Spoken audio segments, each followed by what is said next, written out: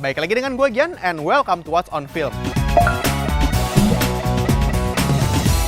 New Mutant full opening scene di Comic-Con 2020 Marvel Panel. Di sini ada plot reveal apa aja ya yang ketis di opening full sequence-nya New Mutant. Jadi Comic-Con 2020 akhirnya tuh diselenggarain online dan streaming, dan ini masih ongoing sampai Minggu. Jam 4 subuh tadi di Marvel Panel ini cukup membuat gue terkejut dengan nayangin full opening sequence-nya dan trailernya dari The New Mutant. Ini terlepas dari kritik dan kebimbangan mereka ya sama tanggal rilis karena nggak yakin sama cerita yang mau mereka sajikan waktu itu di tahun 2018. Dan ternyata di sini ada beberapa plot reveal dan Easter egg yang semoga nggak terlalu obvious. Tokoh utama kita itu ada di tulisan UI di dokternya adalah Daniel Moonstar atau Danny, langsung ngasih planting tentang pepatah lama yang di dalam diri kita itu ada dua beruang, yaitu beruang baik dan beruang jahat. Hal ini juga sekaligus menunjukkan main villain di dalam film itu, yaitu sosok Demon Bear. Adegan itu diawali dengan narasi yang cukup membeberkan twist yang ada di dalam diri kita. Ini siapa yang narator maksud dengan di dalam diri kita? Kayaknya sih Danny ya, sebagai tokoh utama yang bingung sama apa yang terjadi selanjutnya. Kok malah Aing yang diborgol? Hey! Makin terarah lah, ini Evil Bear yang dimaksud di narasi tadi mungkin adalah main antagonis yang cukup obvious ke Danny. Kenapa gue bisa bilang gitu? Karena trivia di dalam X-Men, Danny itu adalah Mirage, yang dimana kekuatannya adalah memanifestasi ketakutan dan memproyeksikannya menjadi teror yang menyerang psikis musuhnya. Jadi singkatnya ini seperti kekuatan Profesor X, cuman versi nggak sekuat itu tapi lebih ngambil sisi negatif dari kekuatan Mind Controller. Di dalam trailer ini kita juga melihat sosok Demon Bear yang membuat banyak karakter kita itu terproyeksikan terornya. Hal ini membuat kita jadi melihat persamaan bagaimana kekuatan Demon Bear ini dengan Mirage atau si Danny. Sehabis itu kita diperlihatkan dengan sekumpulan mutan remaja yang cukup mulai mengenali kekuatannya tapi belum tahu sebenarnya buat apa. Ini balik lagi ke trivia X-Men yang dimana kekuatan mutant itu bakal matang di usia remaja. Makanya si Charles Xavier, Profesor X, dan Magneto itu spesial karena kekuatan mereka itu matang sejak kecil. Di trailer ini juga tahu banget nih ada karakter yang memang gua tunggu-tunggu banget, yaitu si Maisie Williams. Dia itu yang menjadi Arya Stark di Game of Thrones, dan karena memang harusnya film ini rilis tahun 2018 dan diundur jauh, di sini tuh kelihatan banget Maisie Williamsnya masih kecil kayak baru selesai syuting season 5-nya Game of Thrones. Tapi di sini ditunjukkan juga akhirnya kekuatannya itu adalah semacam Wolfbane atau bisa menjadi werewolf, dan terlihat dia kayak belum bisa mengkontrol penuh kekuatannya. FYI guys, film ini akan bergenre thriller. Jadi jangan harap lo akan bisa nonton ini dengan tenang sambil makan popcorn. Villain kita itu akan memanifestasi ketakutan. Makanya kan ada banyak pendekatan thriller kayak film James Wan atau M. Night Shyamalan gitu ketimbang film MCU movie pada umumnya. Dokter yang ada di dalam trailer ini pun adalah seorang mutan yang dimana kekuatannya adalah force field. Jadi dimana kan ada banyak tuh adegan anak-anak itu kayak ngedobrak-dobrak semacam shield energi warna kuning. Nah itu kekuatannya dia.